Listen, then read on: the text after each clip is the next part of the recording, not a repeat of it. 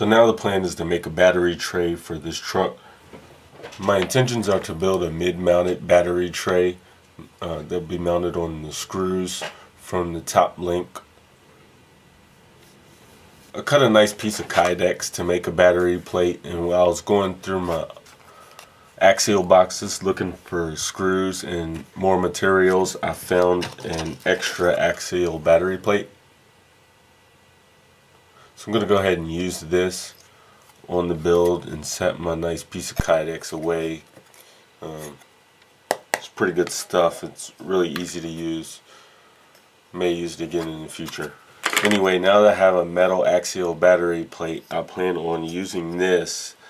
I'll be attaching to these posts, and then that will get suspended in the middle of the vehicle. The intent is to fit these shorty packs, as I've mentioned several times before. They just fit within the parameters of the pre-drilled slots for the battery straps. I do not have any battery straps, so I had to pick up some from my hobby shop. I got these Scorpion battery straps. There's 3 in this pack. Of course I'll need 2 to get those on there.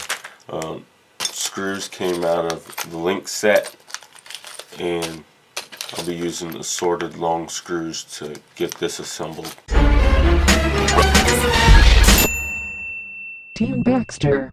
First I'll be removing these 2 15mm screws that are on either side of the upper link. You can see them peeking through there and there. I'm going to pull those 15s out and get 18s in there. That'll give me a longer screw length over to here somewhere, and that will give me more for my thread to sink into when I put this link on here.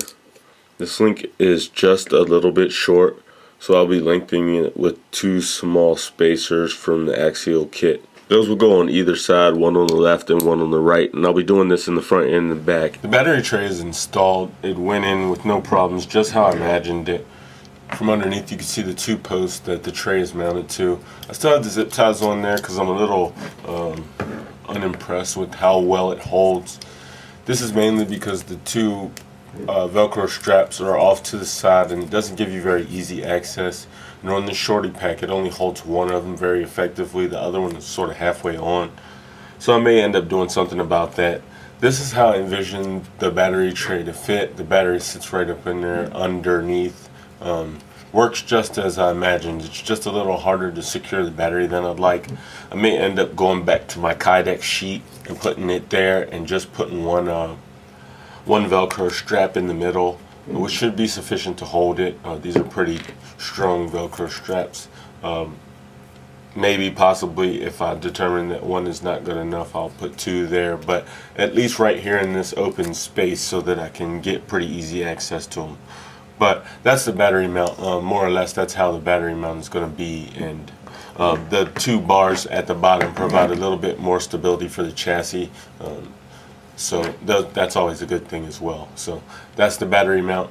Also, while I was kind of trying to figure out how I was going to mount the battery, I noticed that I had an articulation restriction.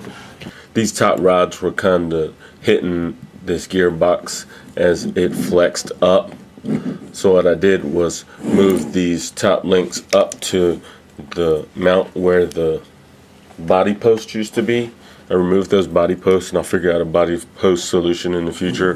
But what this does is give me plenty of articulation with no bumping at the max of the flex. So that was helpful, and that completes the battery mount installation.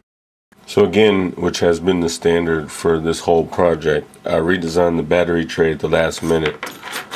I had this Axial on there, got rid of it because the spacing was a little bit too far for the shorty packs that I'm trying to fit, and I wanted something that would accommodate the shorty packs and the regular size packs.